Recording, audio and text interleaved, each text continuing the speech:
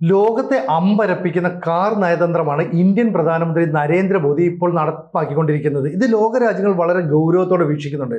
കാരണം Russian president Vladimir Putin ചൈനയിലേക്ക് വന്നപ്പോൾ അന്ന് ഷാങ്ഹായ് ഉച്ചകോടിയിൽ പങ്കെടുക്കാൻ വന്ന അന്ന് ഇന്ത്യൻ പ്രധാനമന്ത്രി നരേന്ദ്രമോദിയുമായിട്ട് 3/4 മണിക്കൂറാണ് കാറിനുള്ളിൽ ഇരുന്ന് ചർച്ച നടത്തിയത്. അതിനുശേഷം നരേന്ദ്രമോദി 3 രാജ്യങ്ങൾ സന്ദർശിക്കാനായിട്ട് പോകുന്നു. ആദ്യം പോകുന്നത് ജോർദാനിലാണ്. അവിടുത്തെ കിരീടാവകാശി പ്രധാനമന്ത്രി നരേന്ദ്രമോദിയെ കാറിന്റെ മുൻ സീറ്റിലിരുത്തി അദ്ദേഹം തന്നെ ഡ്രൈവ് ചെയ്ത് മ്യൂസിയത്തിലേക്കോ അല്ലെ കൊട്ടാരത്തിലേക്കോ ഒക്കെ പോകുന്നു. അതിനുശേഷം എത്യോപ്യയിലേക്ക് പോകുന്നു. എന്ന് പറഞ്ഞാൽ ആഫ്രിക്കൻ രാജ്യമാണ്. അവിടുത്തെ പ്രധാനമന്ത്രി ഇന്ത്യൻ പ്രധാനമന്ത്രി നരേന്ദ്രമോദിയെ കാറിന്റെ മുൻ സീറ്റിലിരുത്തി വീണ്ടും മറ്റൊരു സ്ഥലത്തേക്ക് പോകുന്നു.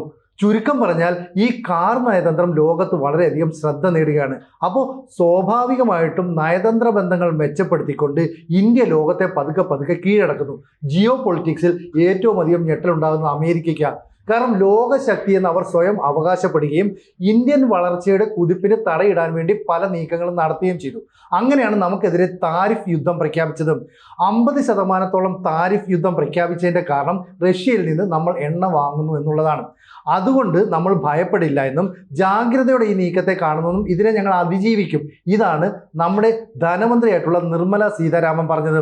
അപ്പോൾ പറഞ്ഞിരുന്നു ഇപ്പോൾ നടത്തുന്നത് ശരിക്കും പറഞ്ഞാൽ വെപ്പണൈസേഷൻ ഓഫ് ട്രേഡ് ആണ്.